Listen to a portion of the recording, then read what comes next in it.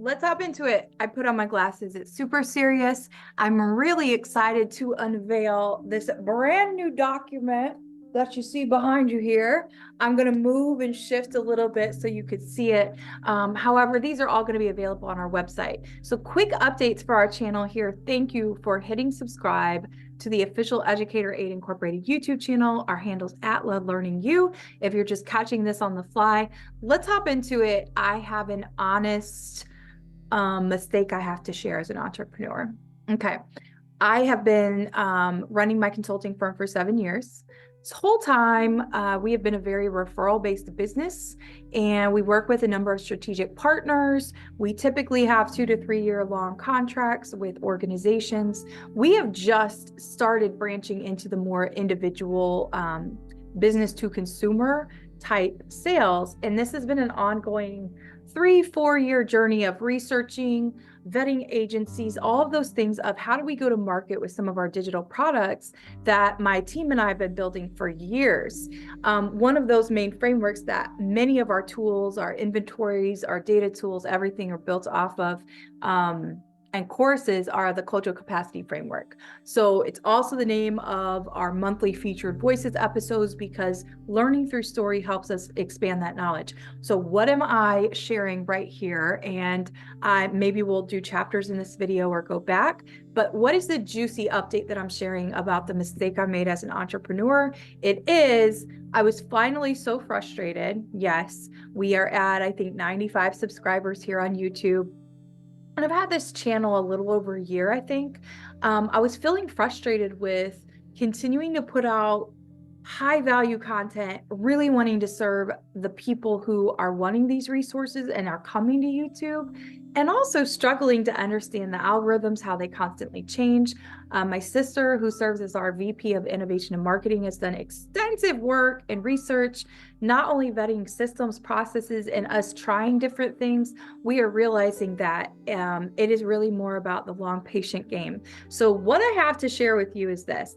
I tried something called Famester.io. I want to share about it here in this video because it has to do with this. There's a reason why I'm sharing even one of our professional frameworks here that a lot of my clients haven't even seen yet. I'm releasing it here because when you go back through the history of this channel, you will find we have minimal views on some things, minimal likes, etc., because we've been trying things out, and we're still going to be trying things out. Unfortunately, when I tried Famester, and I believe I invested $12, this is a tell-all, not just for our audience here. This is mainly for entrepreneurs that are here or YouTubers who are just starting out. But what I did was, I think I spent $12. They have about 14 to 15 options you can choose for how you promote your YouTube channel. And I said, well, this video we released is really important. I'm going to link it here so you can go view it. But essentially what happened is the views skyrocketed. However, there's no engagement. So there's no likes or anything. This is not how I like to roll. I wanted to try different strategies for how we can get in front of the right audiences. So if you see this, then you can comment your ideas. I never want to do anything that actually compromises the value and level of educational materials that we're putting out for professionals here, and also for individuals who are interested in personal development and your journey with that. So the main reason of this video, even though I've kicked it off with a brand new graphic for one of our core frameworks, which I'm really excited to be sharing, I wanted to share in full transparency that the video I've linked to this one, that's an example of how quickly we got those views. It was over 500 in a matter of an hour.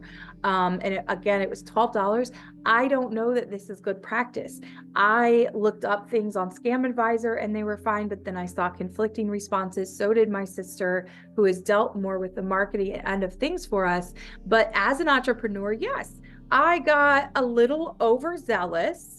And I said, this is such a good video. I really hope that it gets in front of the right people. I just realized I didn't even move my microphone for you. But I really want that content to get in front of the right people. So if you have any suggestions, please let us know. And if you happen to see this, click on that video and go check it out. hit like if you like it. But if not, I am just hopeful that YouTube will continue to honor our channel. We will not be trying those tactics anymore. So I do apologize if you saw it and you're like, what is this? There's so many views and like nobody liked it. I also have that same skepticism.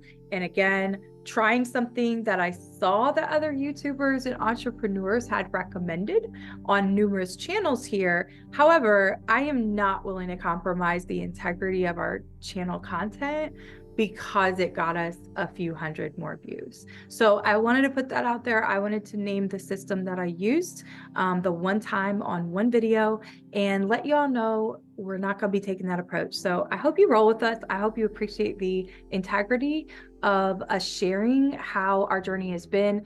And if you're an entrepreneur and you go, you know what, I disagree, I think you should use it. I want to make sure that I'm honoring the terms and guidelines here at YouTube because it is our goal to monetize our channel. And we want to reach as many professional organizations and individuals as possible. Lots of high-level content. If you want to stay on, I'm going to do a brief overview of our framework here. And it's just a brand new document. We've actually had this framework, you can see down below over here, since around 2019. We work with human-centered data. So think employee engagement surveys, getting your team's voice and understanding their experience in the workplace, all the things that we could possibly want to know about the employee experience. It's also great if your organization is doing anything with comprehensive inclusion and belonging plus well-being strategies in the workplace. But I also want to share just very, very briefly here, and I am going to read from one of my research papers that has to do with the framework.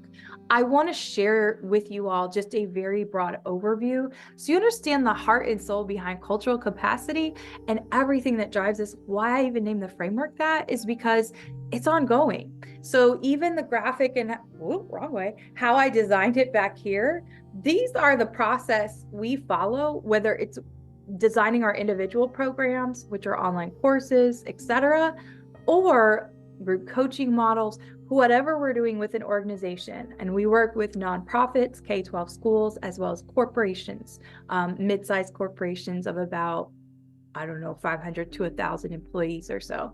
But all that to say, this is our process we engage when we are trying to implement healthy systems of accountability, trying to shift from no more top-down or hierarchical leadership models, but really wanting to expand communication skills, cultural awareness, and emotional intelligence. These are things that are going to continue to be the trend for retaining not only millennials like myself in the workplace, but any generations coming after millennials, Generation Z and Generation Alpha. Right now, Generation Z is making up a lot of our workforce and more as the generational shifts happen over time. So it's really important that workplaces understand what that means for understanding the culture and change management. And that is what we do at Educator Aid. I just wanted to share that all with you, while also sharing vulnerably as an entrepreneur at the same time, in hopes that this video reaches more people and that we continue to see the trends. Once again, if you have questions for me about anything I've shared, please feel free to drop it in the comments. If you happen to see this and you just like what it says and you happen to work in a school, you can also, which way am I going? You can access our Calendly here or visit educatoraid.com. But most of all, if you could please hit subscribe, or you watch any video or short and it has some type of impact or makes you think, hit the like button, help us out. It really does help us grow and expand. And we're not looking for the validation. We're looking to get in front of the right people and also to monetize our high level content that we put out over time. So again, couple different things I went over here, a couple things that I put out there, a sneak peek at one of our new framework documents as we've been rebranding the past year or so. We're rolling some things out, we're bringing some things together, and then also a vulnerable story share as an entrepreneur.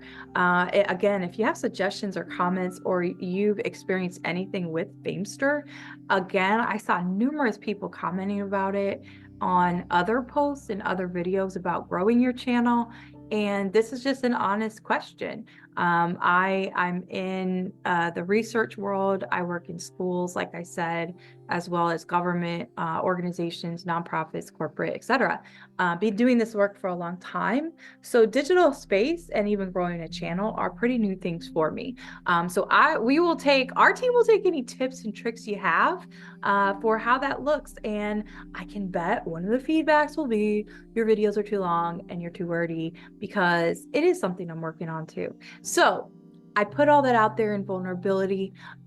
Feel free to comment below, again, if you have suggestions. But let me go ahead and read for you very quickly just an overview of where the heart and soul of this framework comes from, if you're still on here, and I appreciate you. But I want to remind us that culture, whether it's a group, at the workplace, an individual, it's comprised of our beliefs, our values, our norms, symbols, and language. And language is not, hablo en español y también en inglés. It's not just the language we speak, it's actually how we choose to communicate things like emotions, and just in general, how we communicate our love languages, etc. Lots of directions we could go with that. But these elements really interact symbiotically. And one of the things is that from the time that we're born, we're evolving. And so it's really, really important, especially for K-12 school leaders, to understand how cultural indicators can heavily influence our communication patterns, behaviors, and actions. It's not only important for students, but for principals and superintendents who are leading adults, as well as teacher leaders. All teachers, right? We can never not lead in that particular profession. So when organizations in general, now let me go broader, when we experience across organizations cultural division and dysfunction, that essentially will contribute over time to a consistent low performance in different areas. It can be understood a little bit better by some of the research of Ruth Benedict, who was, just a renowned culture expert and researcher in the 30s, 20s and 30s. Her work was groundbreaking for a number of reasons, but number one, because she was a female at the time doing the work, and she was traveling the world to do it. So that was not very common, even for a female at that time, to be doing academic work and be a researcher, let alone be traveling the world to do it, and immersing herself in different peoples around the world, and becoming part of those communities. So she said this in one of her texts: no man looks at the world with pristine eyes. He sees it edited by a definite set of customs and institutions and ways of thinking.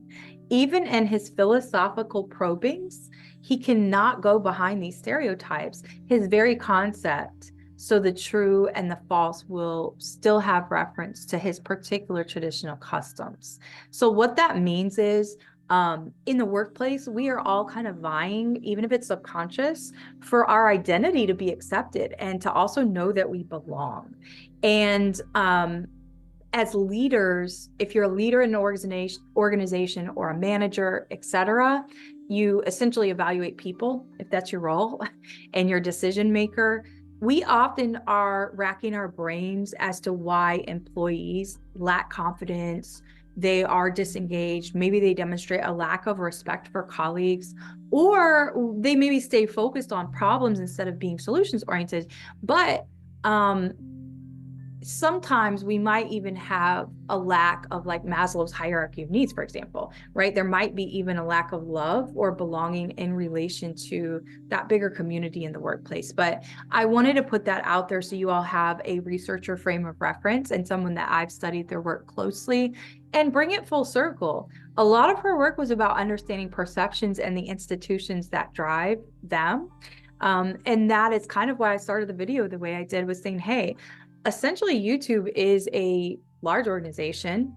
They have guidelines and parameters, which are like norms, so to speak, and community guidelines.